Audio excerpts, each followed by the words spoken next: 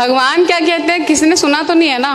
भगवान कृष्ण गीता में 18वें अध्याय में कह रहे हैं। भगवान, एक मिनट, ये सिर्फ आपने बुक प्रिंटेड पढ़ा है, किसी ने पर्सनली सुना है भगवान को? पर्सनली किसी ने भी नहीं सुना है। जिस तरह से 2+2 4 आपने अपने टीचर से सुना, उन्होंने अपने टीचर से सुना, हमने अपने गुरुदेव से सुना। तो गुरुदेव कहा कि कृष्ण नाम का लेके आपको कोई कष्ट नहीं मिलेगा, राइट? अगर आप कृष्ण के शरण में जाते हैं तो आपको कोई कष्ट नहीं होगा, या जीवन में कोई कष्ट आने वाला है तो कृष्ण खुद हरण कर लेंगे। हमने ये तो नहीं कहा कि कष्ट नहीं आएगा। आपने ये कहा था कि अगर आप कृष्ण नाम लेते हैं तो 100% गारंटी कि अगली योनि आपको इंसान की मिलेगी, मनुष्य का मिल जाए। जी, ये गारंटी कैसे लेते हैं आप? स्वल्पम क्या है? स्वल्पम ही अपि यस्य धर्मस्य त्रायते महते महतो विहार। भगवान गीता में इसलिए कह रहे हैं कि अगर थोड़ा सा भी आप इस मार्ग में बढ़ेंगे, बड़े से बड़े खतरे से बच जाएंगे, कि कम से कम आपको मनुष्य जीवन तो प्राप्त होगा। शुचि नाम सुमताम गेहे योग भ्रष्ट अभिजायते। तो भगवान गीता में ये कहते हैं अगर आप भक्ति पूरी भी नहीं कर पाते, थोड़ा सा भी कर लेते हैं भक्ति, तो क्या होगा?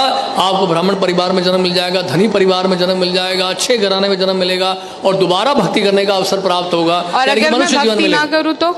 हाँ जी, अगर मैं भक्ति ना करूँ तो मुझे भक्ति ना करो तो कर्म के अनुसार चलना पड़ेगा। फिर कर्मणा देव नेत्र न जंतुर्देहो भवते। मेरे एक जानने वाले हैं, पिछले 10 साल से वो डिवोटी हैं यहीं के, ठीक है? अभी 6 महीने पहले उनकी फादर की डेथ हुई थी। ओके, तो ये कृष्ण भगवान ने ये जो कष्ट उनको दिया, क्यों दिया? वो तो 10 साल से इनके डिवोटी थे। हमने तो बोला ही नहीं कि आप कृष्ण भक्त बनते तो कष्ट नहीं आएगा, हमने नहीं कहा ये। कल के मैं क्लास में गई थी। नहीं, हमने नहीं कहा ये कि कृष्ण भक्ति अगर करेगा कोई कष्ट नहीं आएगा। उसको कष्ट आएगा, कष्ट करने की जो सहन करने की दृष्टि बदल जाएगी। जैसे कि एक व्यक्ति जो है सड़क पे जा रहा है और साथ रास्ते में बैरियर्स हैं, स्पीड ब्रेकर्स हैं, तो एक व्यक्ति ठेले में जा रहा है, दूसरा व्यक्ति मर्सिडीज में जा रहा है। तो मर्सिडीज में जा रहा है, वो भी इसी सड़क से जा रहा है, झटके उसको कम लगते हैं। कहने का मतलब यह है कि कष्ट जो है भक्तों के जीवन में भी आता है, सहन करने की शक्ति भगवान देते हैं। यानी कि जहां पे पांव कटना होता है वहां पे सुबह चुभती है केवल आपको। तो कष्ट तो आएगा ही आएगा। ऐसा कभी ना सोचें कि हम कृष्ण भक्ति में लग गए तो हमारे जीवन में कोई कष्ट नहीं आएगा। इनफैक्ट भक्त तो प्रार्थना करते हैं भगवान से कि हमें और कष्ट दीजिए। विपदा संता ता शाश्वत तत्र तत्र जगत गुरु भवद दर्शनम स्याद पुनर्भव दर्शनम। आप कुति महारानी कह रही हैं आप हमें और कष्ट दीजिए, और कष्ट दीजिए, और कष्ट दीजिए, क्योंकि आप अगर कष्ट देंगे तो आप ही का स्मरण करेंगे। अब आपका स्मरण करने का मतलब यह है दोबारा जन्म मृत्यु जरा व्याधि के संसार में दोबारा नहीं आना पड़ेगा। तो आपका कहने का ये मतलब है कि अगर आप कृष्ण, मतलब कुछ भी हो जाए, भगवान कृष्ण के शरणों में रहो हमेशा। बस बस ये है पॉइंट। लेकिन कोई पॉइंट नहीं, बिल्कुल बहुत बढ़िया पॉइंट बोला आपने, तालियां बजाइए उनके लिए। एक मिनट, ये कोई पॉइंट नहीं होता। अगर भगवान कृष्ण के शरण में नहीं हो तो मेरे पास जरूरी कि मुझे कष्ट, मतलब कष्ट तो वैसे भी आना है जिंदगी में, चाहे मैं रहूं या ना रहूं। जिंदगी में आना है, लेकिन यहाँ से कष्ट का निवारण आपको दिया जा रहा है हमेशा के लिए। जन्म मृत्यु जरा व्याधि के चक्र से आपको हमेशा के लिए छुटकारा पाने का एक सुअवसर प्राप्त हो रहा है।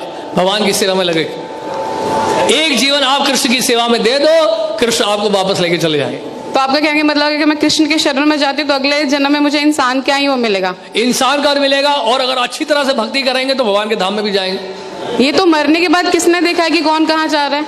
हाँ जी, मरने के बाद कौन जानता है कि कौन कहाँ जा रहा है? हाँ, इस बात की गारंटी कौन लेता है? सामान्य लोग नहीं जानते हैं, लेकिन भक्त जानते हैं। यम यम वापि स्मरण भावम त्यजते अंते कलेवरम तम तम एवैते कौन्तेय सदा तद भाव भाविता। अंत काल में जिसका भी आप स्मरण करेंगे उस तरह का शरीर आपको मिलेगा। भगवान गीता में कह रहे हैं। तो आपके भक्त जानते हैं कि मरने के बाद कौन कहाँ जा रहा है, राइट? हाँ, 100%। तो मैं उन भक्त से मिलना चाहती हूँ एक बार।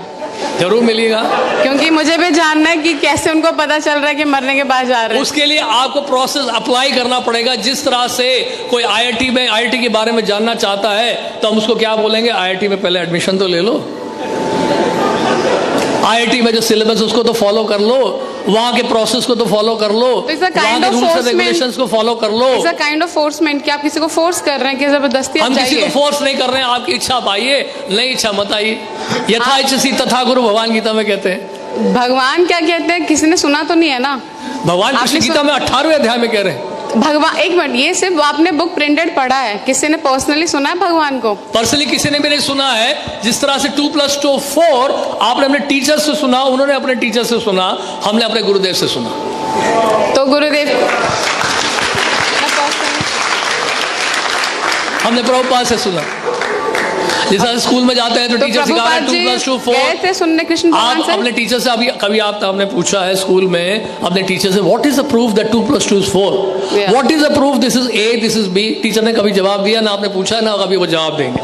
बट ये तो अंधा ज्ञान हुआ ना, फिर हाँ, तो इसका अंधविश्वास मतलब जो है। स्कूल में पढ़ाया जा रहा है वो भी अंधा ज्ञान है। स्कूल की बात नहीं है, आपने कहा कि जो आपके गुरु ने बताया स्कूल आपने की वो बात चीज़ ही कर है, ली। क्योंकि ज्ञान तो ज्ञान है, वो भौतिक ज्ञान है, आध्यात्मिक ज्ञान है।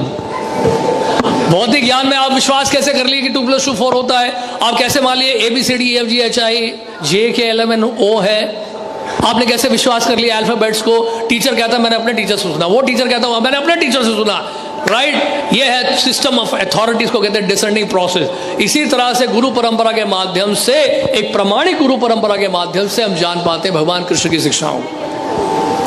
सबसे पहले आपको ढूंढना पड़ेगा कौन सी यूनिवर्सिटीज हैं बोनेफाइड हैं, कौन से स्कूल हैं जो रिकॉग्नाइज्ड है CBSE के द्वारा। उसी तरह से वैश्विक सिद्धांत को समझने के लिए, इस आध्यात्मिक ज्ञान को प्राप्त करने के लिए हमें सबसे पहले ढूंढना पड़ेगा कि प्रमाणिक स्रोत कहाँ कौन सा है जिससे हम भगवान कृष्ण के बारे में जान सकें। इसके लिए हमें शास्त्र पढ़ने पड़ेंगे। तो उन शास्त्रों में इस प्रकार से वर्णित है। और बताइए। बस ठीक है।